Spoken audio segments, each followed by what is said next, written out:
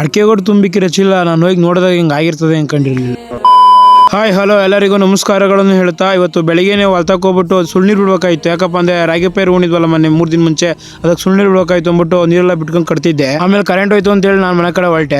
ಆಮೇಲೆ ಊಟ ಎಲ್ಲ ಮುಗಿಸ್ಕೊಂಡು ನಮ್ಮೂರ್ ಪಕ್ಕನೇ ಒಂದು ಡ್ರಿಪ್ ಮಾಡ್ಬೇಕಾಯ್ತು ಅಂತ ಹೋದೋ. ಮೊದಲು ಅದು 2 ಪೈಪ್ ಇತ್ತು, ಈಗ ನಾವು ರೈನ್ ಪೈಪ್ ಹಾಕ್ಬೇಕಾಯ್ತು, ಸಣ್ಣ ರೈನ್ ಪೈಪು. ಅದಕ್ಕೆಲ್ಲ ಕೊಯ್ದು ರೈನ್ ಪೈಪ್ ಸ್ಟಾರ್ಟ್ ಮಾಡ್ದೋ. ಅದೇನು ಇಷ್ಟೊತ್ತಿಗೆ ಎಳ್ದಿದ್ದೆಲ್ಲ ಮುಗೀತು. ಕೊನೆಗೆ ಪೈಪ್ ಹಾಕ್ಬೇಕಾಯ್ತು ಅಂದ್ಬಿಟ್ಟು ಅದಕ್ಕೆಲ್ಲ ಸಣ್ಣಗೆಲ್ಲ ತುಂಡು ಮಾಡ್ಕೊಂಡು ಕೊನೆಗೆ ಪೈಪ್ ಹಾಕಿ ಸ್ಟಾರ್ಟ್ ಮಾಡ್ದೆ ಎಂಡ್ಗೆ. ನಾವ್ಯಾಕಪ್ಪ ಈ ತರ ಆಗ್ತಿದೀವಿ ಅಂದ್ರೆ ಇನ್ನೊಂದ್ಸತಿ ತೆಗಿಯಕ್ಕೆ ಶುರುತ್ತದೆ. ನಾವು ಕಟ್ಟಿರೋ ತೆಗಿಯಕ್ಕಾಗಲ್ಲ, ಅದೇ ಕಾರಣದಿಂದ ಈ ತರ ಕೊಯ್ದುಬಿಟ್ಟು ಹಿಂಗ್ ಜಾಯಿಂಟ್ ಹಾಕ್ತಿವಿ ಅಷ್ಟೇ. ಎಲ್ಲೋ ಮಿಸ್ ಹೊಡಿತಿದೆ. ನಾವು ನೀರ್ ಬಿಟ್ಟು ಚೆಕ್ ಮಾಡಕ್ಕೆ ಜನರೇಟರ್ ಎಲ್ಲ ಆನ್ ಮಾಡ್ಬಿಟ್ಟು ಮೋಟರ್ ಆನ್ ಮಾಡ್ದೋ. ನೋಡ್ರಿ ನೀರೆಲ್ಲ ನಾವು ಡ್ರಿಪ್ ಮಾಡಿದಲ್ಲ ಹಿಂಗ್ ನೀರು ಓದ್ತಿತ್ತು. ನಾವು ಮಾಡಿರೋ ಕೆಲಸ ನಿಮ್ಗೆ ಇಷ್ಟ ಆದ್ರೆ ಒಂದು ಕಮೆಂಟ್ ಮಾಡಿ, ಒಂದು ಲೈಕ್ ಮಾಡಿ, ಅಷ್ಟೇ ಇನ್ನೇನು ಇಲ್ಲ.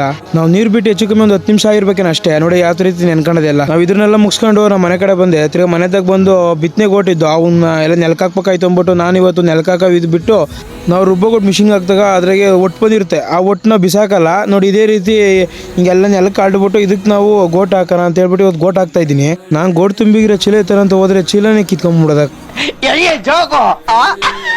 ನೋಡಿ ನಾವು 1.5 ತಿಂಗಳ ಮುಂಚೆನೇ ಈ ಥರ ಗೋಟ್ ಕಿತ್ಬಿಟ್ಟು ಹಿಂಗೆ ಚೀಲ ನೀರಿಗೆ ಕೊಳಸಿದಕ್ಕೆ ಹಿಂಗೆ ಕಂಡು ಬಂದವೆ.